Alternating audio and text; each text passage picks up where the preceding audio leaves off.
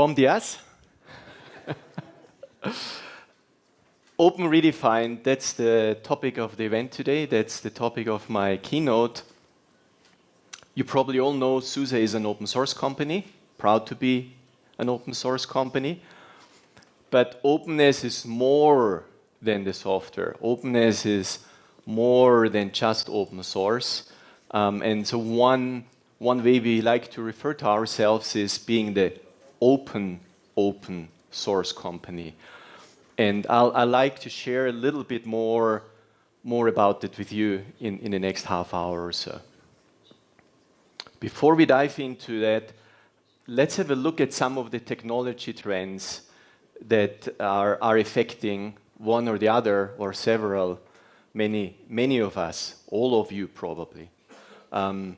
Just some examples. Look at 3D printing. Now, medical devices, partly implants, are 3D printed, very specific to individuals. Parts of cars, replacements on the International Space Station are 3D printed. So that's quite a change. Big data analytics is something that I've heard a lot about here in the last couple of days here in Brazil. SAP HANA are one key example of that, and I had the opportunity to talk with several customers who have partly fairly big HANA deployments.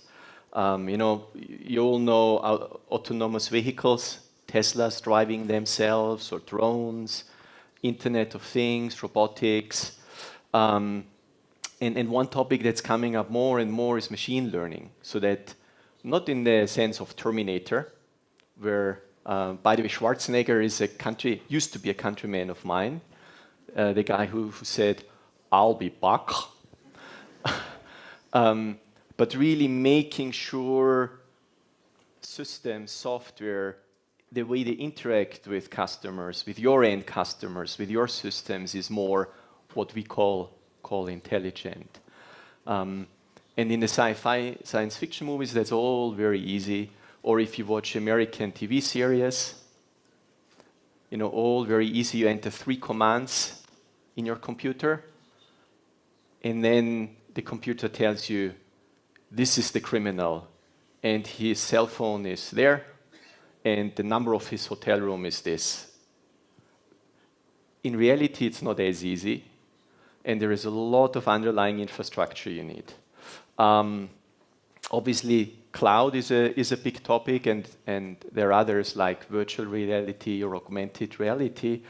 And it's a trend in a way, but of all those trends, that's not the positive, but this is a trend that affects all of us, is security, cybersecurity.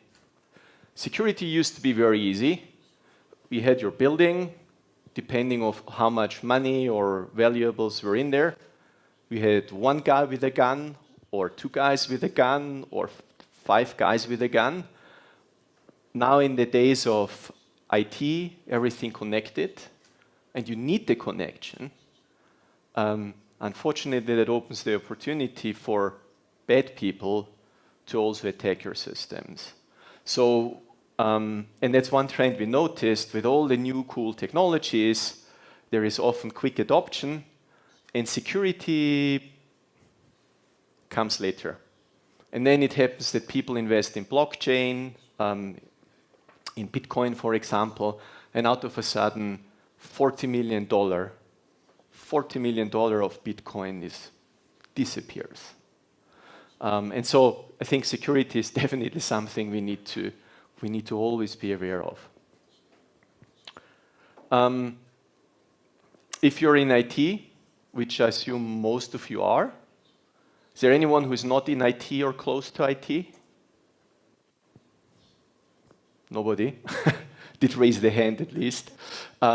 This means there are new demands. Systems need to be ever more customer-centric, and customer can be the end customer, but also your internal customers. I work in an IT company, and I know how hard it is, or it must be for my colleagues in IT, because we have an IT department as well, and obviously all of the SUSE engineers and people like me know a lot better how you do IT than the IT people. And the engineers tell the IT people all the time. So this is hard, and there are also more demands, availability, time to market, so you need to be fast and high quality. So it's always the balance. On the positive side, there are lots of new opportunities. There are lots of new technologies. There is lots of new infrastructure. Think public cloud. Think something as a service, infrastructure as a service, platform as a service. There is now domain name service as a service. Practically everything as a service that help you consume some of that and provide some of that. And that slide is one I didn't create. So first I had to think for a second why that leads to new ways to leverage open source. How is the conclusion open source? Reality is, if today we look into innovation in IT, in software, and now even more and more in hardware, innovation often, largely, is driven by open source projects. Think a bit ago earlier, think Hadoop, think the Bitcoin, blockchains, think OpenStack, think software-defined storage. Oh, wait a minute, think Linux. And many, many more. So really, whereas the situation 20 years ago or so, when I started working with open source, contributing in my spare time, it was a bit more in catch-up, where you had your Unix system that was very reliable, that did what you needed to do, and then Linux came and tried to mimic some of that, re-implement some of that. And similarly, in some other cases, nowadays when there are new technology trends, more often than not, they come from open source. They are implemented in open source first. Most of public clouds, of the big public clouds, is running on open source. Google uses open source very heavily. Amazon EC2. All that infrastructure from the hypervisor, the operating systems, is open source. And I would claim that most web shops and most systems you interact with on web actually has open source components. Can be the web server, Apache, but can be Python, PHP, Ruby, whatever you choose. And I forgot, somewhere in the back of the room, on my cell phone, there is a lot of open source. If you have an Android cell phone, that's open source too. But let me dig a little bit into this hammer, the new demands and challenges you're facing. And I'll pull out two of those strings that are a little bit hidden or harder to read on the slide. Always available and time to market. When I was doing my PhD studies at Vienna University of Technology, I also was responsible as a side job for the IT in that department, and we had probably 50 people. And when we'd wanted to do some maintenance, like update the mail server or so, update something, we would send an email to our colleagues and say, this coming Friday, we're updating the mail server. We will start at 8 a.m. in the morning. It may take until 2 in the afternoon, but we aren't sure. So better work from home the whole day or do something that you don't need a computer for. And we got away with it. We essentially had a maintenance window of 1 day plus a whole weekend. Who of you has or knows of maintenance windows of that size? I see no arms raised, which either means Brazilian people are very shy. Okay, no.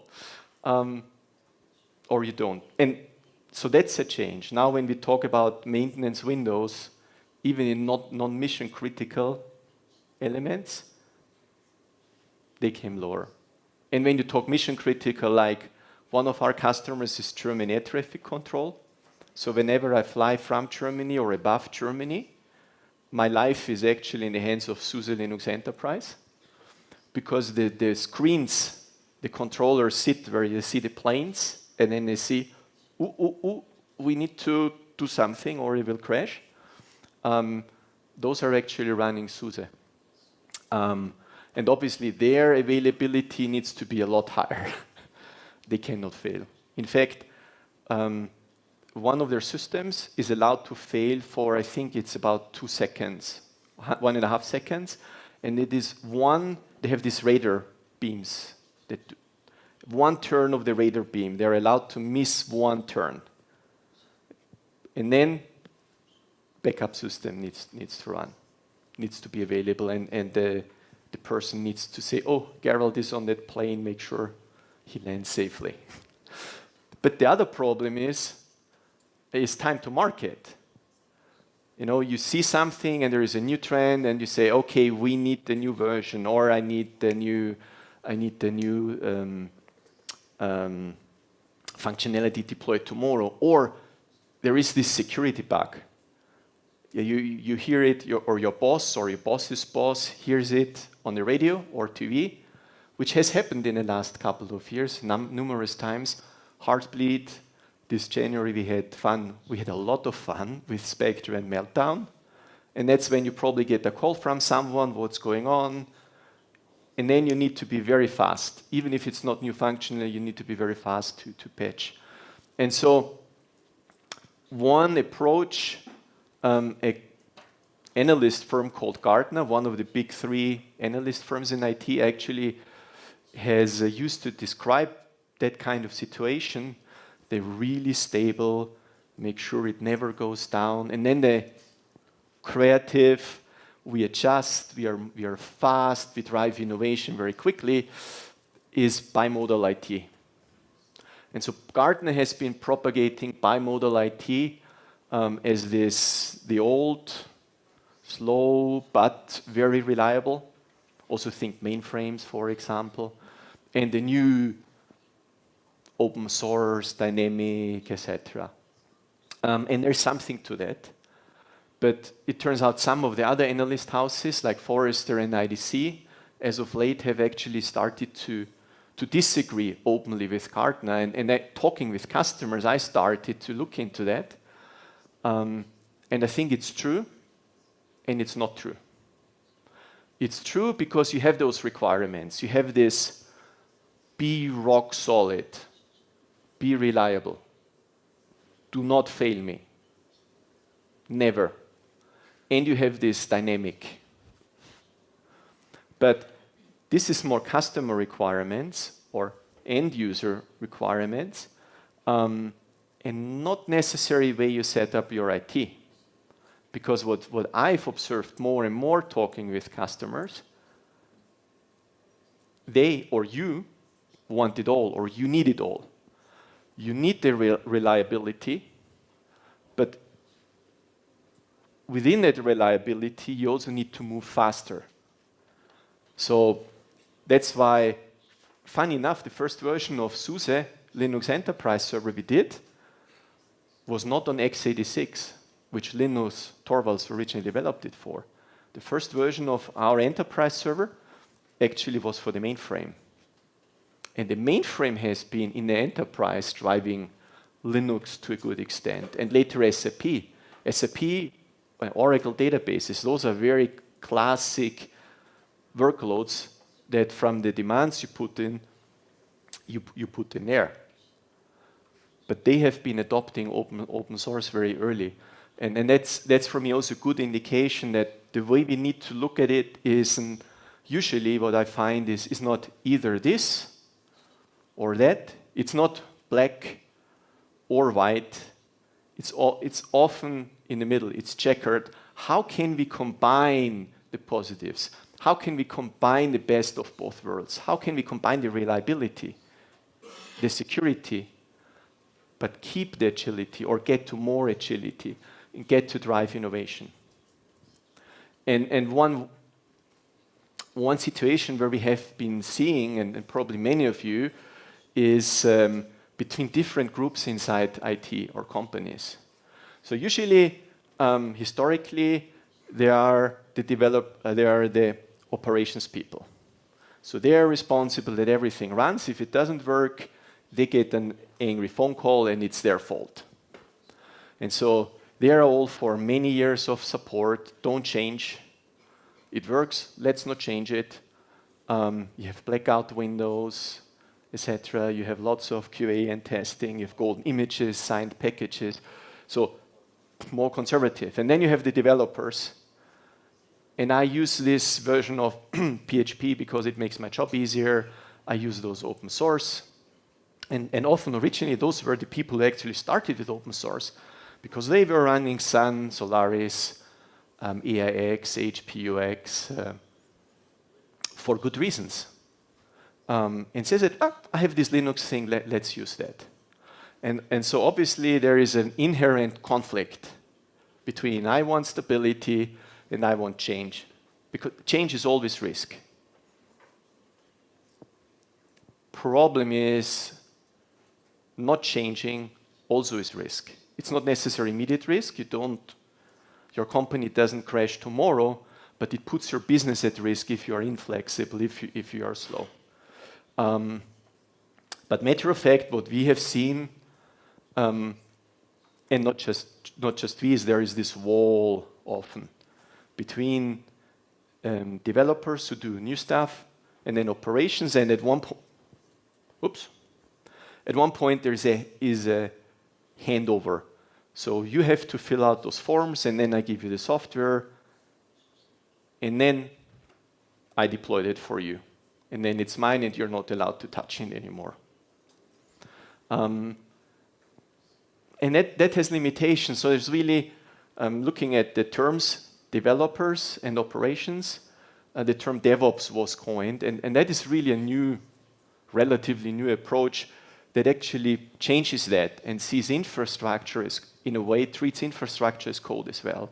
So you do versioning, you describe the infrastructure in form of manifests, so you don't touch it directly. You say, this is the system I want it to be, and then magic happens. And since people don't believe in magic always, Harry Potter, we call this orchestration, where you have systems that actually take care of putting those descriptions, building images, building containers, deploying infrastructure, and deploying everything. And obviously virtualization is a key part of that, and containers were really the next step. And so while we have been doing containers for many years, at least 6 years, it took something like Docker to really come up, and then everyone was Docker, containers.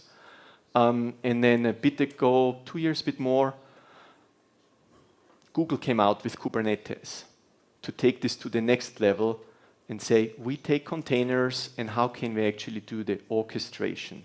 So have a big environment, and Google has the biggest container environment on earth. Internally, I think they call it Borg.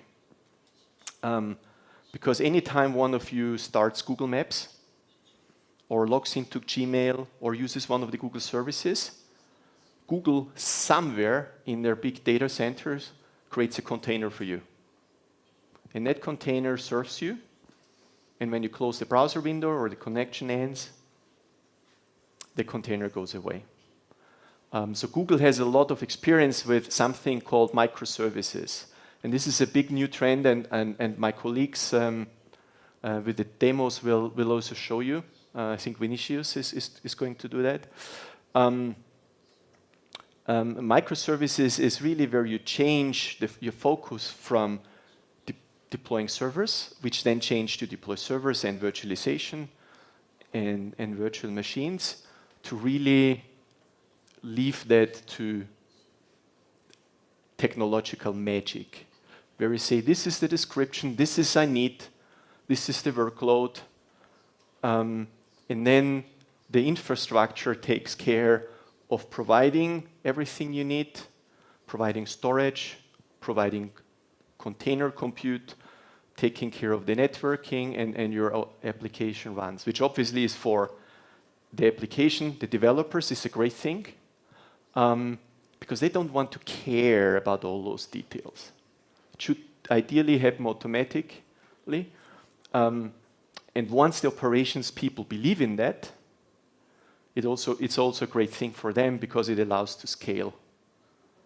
With all that interactivity, you would need more and more people to actually deploy and manage everything. This changes the role of the operations people to actually control, supervise, monitor, and let much of the system do buying decisions, obviously still, be responsible, but do the small driving, delegate that to the system. Which, having seen the traffic in São Paulo, actually might be a nice thing if you can get into your car, sit down and take a newspaper or a Kindle or whatever and read while the car is taking. You tell the car where it goes.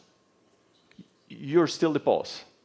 And you buy the car, so you choose what car you want, and you set the air condition and all those things yourself.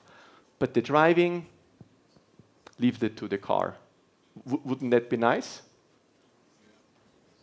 And indeed, ideally, we managed to break down those walls, and the developers and operations guy live happy together. So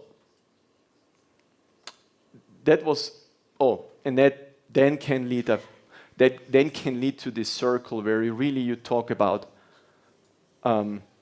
planning, testing, all automated in a pipeline, and then you release, deploy, operate, monitor, and you have this circle between dev and ops that goes on. And this is something we do at SUSE.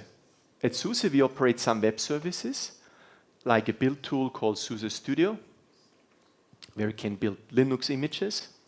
It's for free. Or the SUSE Customer Center, where you see your subscriptions and your updates, and you can file, if you have a technical question, you can file that, and that's a web service. And those teams actually use DevOps. They have introduced DevOps to SUSE, and that was a good learning experience for us, because some of the other product teams historically have been classic teams, classic software development, and so we all learned from each other. We learned to make sure the quality, the predictability comes to the agile world. And the agile people taught those of us with a little more rigid, Germans sometimes can be very strict in terms of process, and told us to be a little bit faster, a little bit more nimble and agile. However, and that's a big however, there is process changes, and there is also infrastructure changes you need. And I understand one of my colleagues actually will also show a little bit SUSE Manager, which is a tool originally coming from the classic world, how that actually now supports DevOps at some of the users he's working with. So, having talked more about the process side, your life, let's go a little bit into open source. There are now, let me ask, how many open source projects, roughly, do you think there exist? Is it 2,500? Raise hands. 20,000? 50,000? 1 trillion? Well, someone raised their hand, yes. 100,000? It's hard to count, but 100,000 probably is a rough indication, order of magnitude. So there's a lot. There is the Linux Foundation, who helps with many. There is the Apache Foundation, Eclipse Foundation, and this little cat, who knows what that stands for? GitHub. Yeah, there's lots and lots of software on GitHub. So that's great. There's a lot we talked about. There's a lot of innovation. There's a lot of cool things you can do with open source. However, that's also a problem. When I go to a restaurant, and I had this yesterday with my dear colleague Sergio, and they give me a menu, even if it has English, which helps, because my Portuguese might be risky. I might order something I really have no idea what that is. But it actually stresses me when I'm in this, and there are too many options. In a way, I prefer a restaurant where there are some options, but not too many. But it needs to be the right one. That's the tricky part. And so if you look into adopting technologies, I'm sure this question is one that you face if it's about open source components. Which ones? Because there are so many out there. You go on GitHub. Which of the many things might actually help you become more productive? Does that work with your existing infrastructure? Does that work with others? Or is it just, it requires different versions of something, or it does not work with your authentication? Is it really good? There is lots of stuff, and I will tell you, if you go to GitHub, many, many good projects, and many, many Someone just did it for a university project, which is fine. Put it on GitHub. Do you want to run your IT with that? Probably not. And then if you take something, what skills do you need in-house? Or what kind of partner or training or support do you get? And if you're facing these questions, I'm facing the same questions, because my team is responsible for the SUSE portfolio. So for the existing products, what do we add? In which direction do we move them? But also, how do we evolve the portfolio? 15 years ago, SUSE, when I joined SUSE, SUSE was a Linux company. If I look onto the list of products, all products started with SUSE Linux something. And we changed that because we realized people don't just need Linux and compute. There is really storage. And now software-defined storage is a big development. There is also software-defined networking. There is this whole container movement, OpenStack.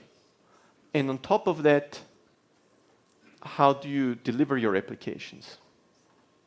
So things like container as a service platforms, or things like platform as a service. And so whenever we look into open source projects, looking for new trends, we face the same questions. And so today, since I got more time for his presentation, thanks to my colleague Pedro, I actually, and this is a first, I've never done this before, and you will see it's Brazil only. I will share some of how we do this, how my team actually looks at open source, how we start doing new products and picking open source technologies. So does anyone this is a picture I took with my cell phone camera, so it's not super great. Does anyone know where it is? Yeah, that's Parque do Ibirapuera, or something similar to that.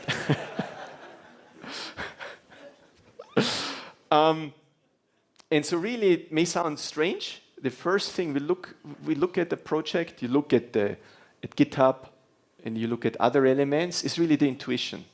It's expertise you build over many, many years to see, is this something that's probably a good idea? And you use that all the time. I'm sure if you go to the cinema, you probably look at the program and then you look at the picture and the short description and who plays.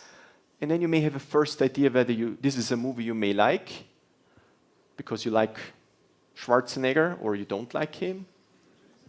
And so really intuition is something. But then you drill a little bit into it.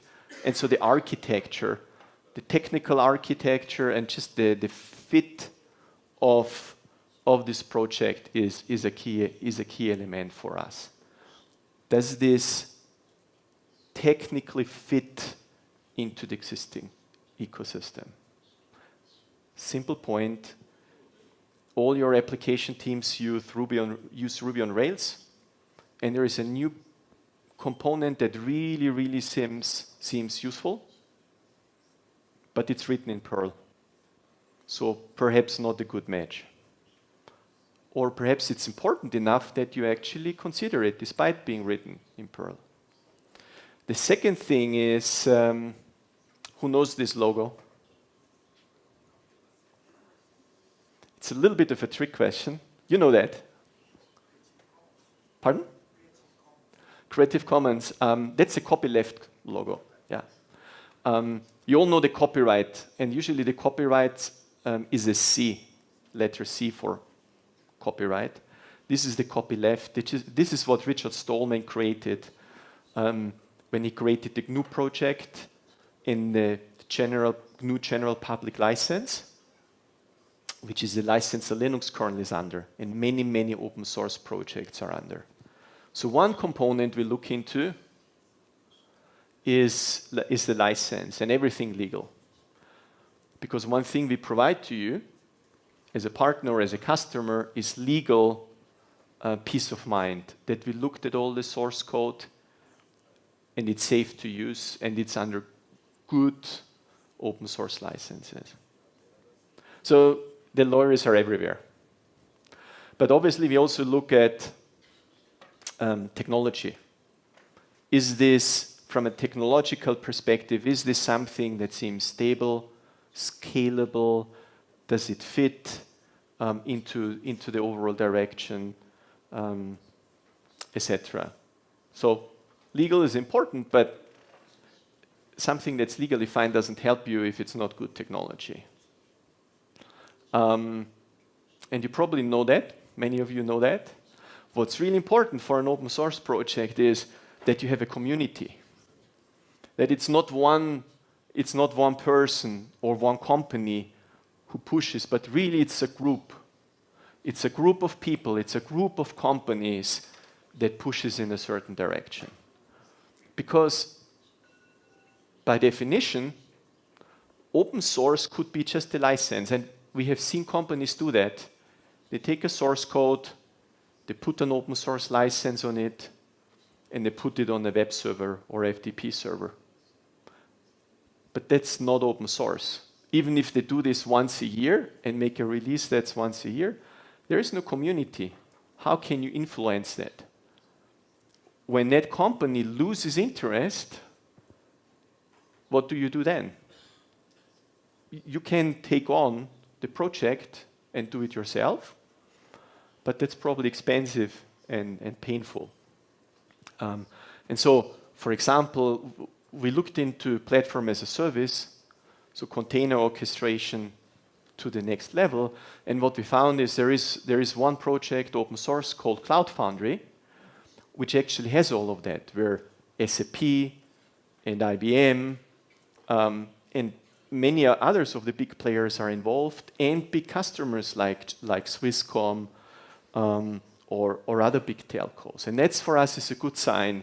If there is a community of companies, a community of users, like with the Linux kernel, like with most of the other successful open source projects you know about, that are all pulling more or less in the same direction. The more or less part is important because clearly different people have different needs. But if one pushes here and one there, you still move in the right direction, versus that's not very productive. So community, And it's also a picture I took. You don't find these in Austria in the wild. I think they don't like snow. They don't like ice. But this is love. These are lovely. And so it was a really nice surprise for me to see those orchids in the park and in this tree. And there's lots of interesting stuff which I don't know what really is that's growing on the tree. And what that reminded me of is, for an open source project, really what's important is if you want the technical community, but it's really the ecosystem. Is there a foundation? Is there a neutral party that helps bring those to the table so that it's not one or two companies that struggle it out?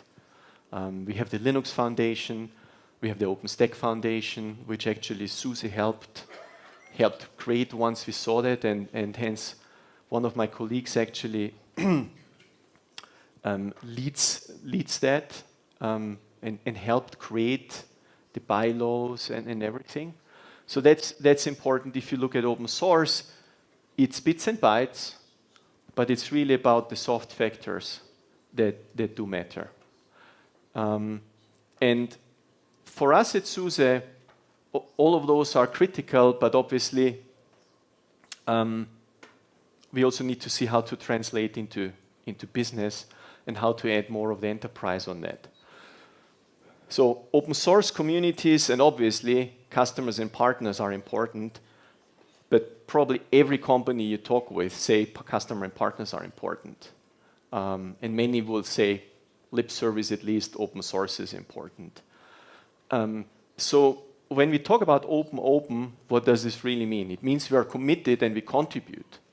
So to all those many open source projects that we use and we return, we give back something. And what we give back can be code, it can be money sometimes, it can be hosting an event, it can be supporting, as in the case of OpenStack, the creation of a foundation, many things. But it's really important that open source is not just you take and take and take, it's about taking and giving. And that's the strength of open source, that if many parties do this, and hardware vendors and software vendors and vendors like SUSE do this, and end customers and students, that helps, and that's this important community. And then on top of that, we add really what's necessary on a technical side. And part of what we believe in, many of the principles that we've been using on the open source side, like openness, fairness, transparency, are also key to how we operate with our partners technically. So for example, when we develop products, we create a platform where different vendors, competitors, actually can file reports, issues they see. And then we jointly work on those together. Or in the open source communities, we also differentiate. I'm sure if my sales colleagues have an appointment with you and they talk about SUSE solutions, they will very clearly tell you why you should go green and not blue or orange or red. And that's what we expect them to do. We want them to say green. Green is good. When it comes to work on the Linux kernel, like we did with Spectre Meltdown, I can tell you many of our people did overnight shifts, and so did people from others. And so we really differentiate. In open source community, we allow the openness, we don't interfere, we give direction where we say it would be good if Linux could support systems with bigger memory. Market direction, technical direction. But we don't do politics or anything when it comes to open source. And that's very important to differentiate enterprise and buying versus what you do on the open source side. And that obviously also has implications on how we do business. Again, that was in the park on it's about building bridges. without that bridge, I would have needed to take a detour of, I think, 1.5 kilometers or something, if I remember correctly. It's about building bridges. 10 years ago, we started to work with Microsoft to ensure that Windows virtual machines can run on Linux, Linux virtual machines can run on Windows. And we have been attacked for that. Don't work with Microsoft. Microsoft called Linux a cancer many, many years ago. Previous CEO who is gone. The current approach is very different, and what that led to is Azure, which is obviously based on Microsoft technology. If you talk with Microsoft, they will tell you that about 35–40%, so a big number of images that run on Azure are Linux images. So a lot of Linux, and it's ours and it's other Linuxes, run on Azure this day. Had we not built that bridge and kept it intact, that wouldn't have happened. And there are many other examples where there is competition, and that's fine, but there is also this building bridges, because ultimately it's what the customers need. And so we shouldn't be telling a customer, no, no, no, no. Now we should be, at least my colleague in sales should be telling customers, green, it's good, that's perfectly fine. But if a customer has an existing storage array and we need to connect that, or software-defined storage, and I heard, for example, Nuage is key to some customers here in Brazil, then we want to work with them, let the customer make our case, let the customer take the choice, but whatever they choose, make sure it works together. And that then can result into something I've never seen in Austria, I will be fair. So I took a picture.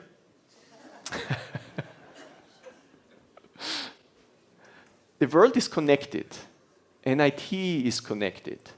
And you usually do not buy from one vendor or use one technology. You have a need to connect many things. And connecting, hardware from one vendor, and then you have an operating system, and then you run SAP, and the backup comes from another party, and there's a storage array attached to that, and perhaps some firewalls around that, and so on. And making sure there are the connections and they work, and provide, in this case, I think, electricity, most of the time, is important. Because the world is connected, we need to make sure we support and focus on connection. And last but not least, I hinted at that. It's nice if it looks well on paper, but really, you need the quality. You need the availability of the system. And quality means many things. It means also the quality of the documentation. It means the stability of the system. It means uptime, security updates, and everything. And so that's obviously, as an enterprise vendor, a key element that we do. So let me quickly dive into the portfolio, which we'll cover a little later. As I mentioned, had we talked 15 years ago, you would have seen SUSE here as an enterprise Linux vendor. So SUSE does Linux. We still do. And Linux is at the core of many things. As I mentioned, Android cell phones, OpenStack, software-defined storage. And indeed, looking at that, we realized this trend towards software-defined infrastructure, where not only do you have your compute, your virtual machines, and your containers, so virtual compute if you want, but also software-defined storage. Given the craziness in which amounts of data grow, there is more and more and more data, and you need to archive it for legal reasons, compliance, etc. If you're a doctor now and you take an X-ray of a child, usually in some countries, you have to archive it for the life of the patient plus 10 years or so. So if you take an X-ray of a baby, you have to keep that X-ray for, let's say, 90 years or 80. That's a long time. That's a lot of data. So software-defined storage is one, and then networking, moving from really specialized networking equipment towards something that is software-defined as well. And OpenStack as a tool to manage, to orchestrate all of that. And then especially with the growth of the container movement, what we found is that application delivery has becoming more and more key. Think DevOps, think this real link between development and operations, and so delivery tools there, which is why last year we launched two solutions in that area. One is classic container as a service, which essentially is a micro OS, an operating system optimized to host containers, and Kubernetes to do the orchestration, and a dashboard so that you can see, as I mentioned, you can see what's going on. Or you go for a full-fledged platform as a service, a solution that really provides even more of that magic. And all of that here is based on open source. You see, I mentioned Kubernetes, I mentioned Cloud Foundry as the one platform as a service solution or container solution that really has by far the widest industry adoption and is supported by many big vendors. OpenStack, here Ceph, and this is something we are contributing to OpenStack, is management of storage. Many in software-defined networking, and obviously Linux, things like OpenSUSE on the Linux side. And many, many more, because if you just take SUSE Linux Enterprise Server, a DVD, that contains 1,500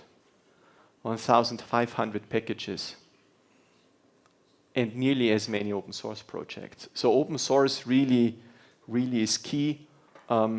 As I mentioned, also on public cloud, because there is this duality now between private cloud, I need to do it, and I met a customer yesterday who explained that they are not allowed to use public cloud. And public cloud, which also has lots of open source, and the management, and later today you'll see SUSE Manager, which is fully based on open source as well. So open source really is very pervasive, and you can really build good solutions on open source. But as I mentioned, there is the bits, and then there is the ecosystem. And this openness that we have on the source side, you will also find that in how we interact with the ecosystem. And that's hardware vendors and software vendors, that's resellers, that's distributors, system integrators, training,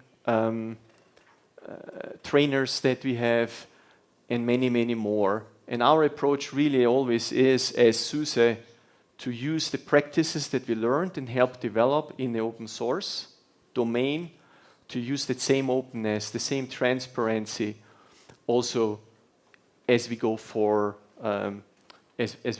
doing business.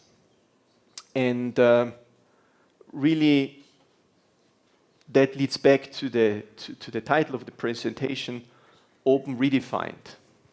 So it's about openness, it's about open source, but it's also what do you make out of this from a technology, community perspective, from a product perspective, and then from the bigger perspective of the ecosystem, even the commercial ecosystem. I'll be around the whole day.